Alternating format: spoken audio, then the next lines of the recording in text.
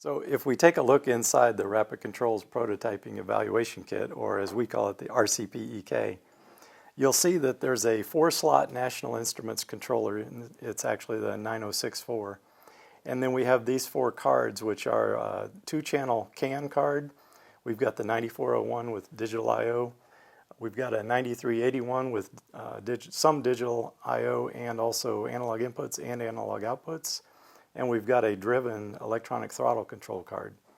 And all of that is connected up to sensors and actuators that we provide for demonstration purposes. If I go ahead and turn the key on, you'll see there's a tachometer that comes on. The tachometer is connected to the digital output 0, so if I run this engine simulation to spin the engine, you can see the tachometer's measuring the speed. We've got LEDs indicating the cylinder firing, and we've even got a speaker that's also connected to DO0 so you can hear the engine speed. So that's for the digital outputs. Those also have drivers that give you the capability of driving up to a 1 amp low side driver. We also have analog inputs and analog outputs. 3 of the analog inputs are connected to the key switch, the accelerator pedal, and the load pot. But you can also change some jumpers and use those just using the terminal blocks if you want to connect up your own sensors. As you could see when I moved the accelerator pedal position slider, it's actually connected in this model to drive the throttle.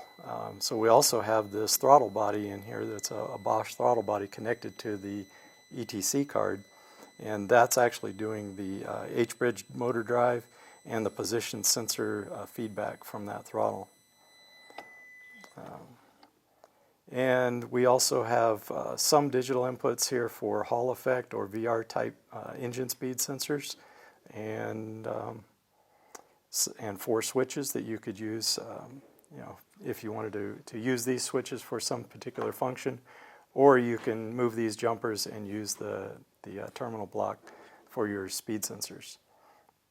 And of course, last but not least, we have the CAN channels, which in this case we just jumped from CAN 0 to CAN 1 for demonstration purposes, so we can send a message out on one CAN and in on another. But you would typically hook this up to whatever CAN buses you have that you might want to do some testing on.